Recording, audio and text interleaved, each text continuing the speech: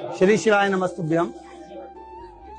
भगवान देवाधिदेव महादेव के पवित्र मंदिर प्रांगण में आपने हमेशा देखा होगा कि नंदी तो रहता है, पर नंदी के साथ में कछुए का दर्शन अपन करते हैं। जो कृष्णेश्वर बाबा के इस 12 ज्योतिर्लिंग में 12वें नंबर के ज्योतिर्लिंग में हम इस कछुए का दर्शन कर रहे हैं, जो अति प्राचीन है।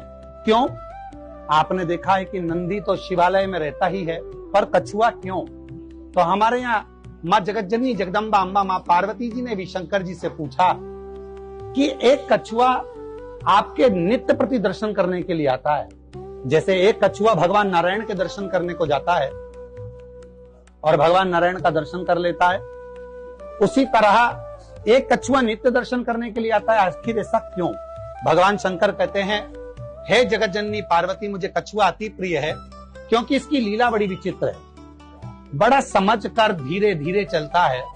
जैसे मनुष्य की जीवन की लाइफ ऐसी होती है कि एकदम तीव्रता से व्यक्ति भगता है, पर यह कछुआ उसे सिखाता है कि संभल कर चलो, धीरे चलो। कछुआ जिस समय पर कुछ प्रहार होता है या तकलीफ आती है तो अपने हाथ पैर और अपने मुख को अपने में ही समाहित कर लेता है। उसी तरह जब आप अपना विस्तार पूर्ण कर लेते हैं और कहीं ना कहीं विस्तार में पूर्ण हो जाते हैं, तब प्रयास करें कि धीरे धीरे समेटने की भी आदत रखें। जैसे एक बाजार करने वाला होता है ना, अपनी दुकान को सजाता है, मार्केट करता है, फिर वापिस झोले में भर लेता है।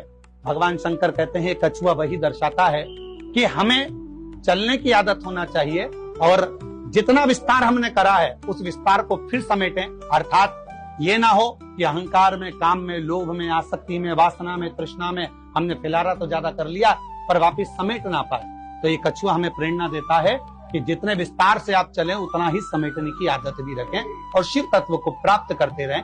कछुए की एकाग्रता, आप कछुए को कहीं पर भी घुमा दो पर वो जिस जगह पर जा रहा था उसी मार्ग को फिर पकड़ लेता है। तो शिव महापुराण में लिखा है कि भगवान शिव को कछुआ इसलिए प्रिय है कि वो कछुआ दर्शाता है कि आप अपनी मंजिल मत छोड़ो, अपना लक्ष्य मत छोड़ो, अपना मार्ग मत छोड़ो।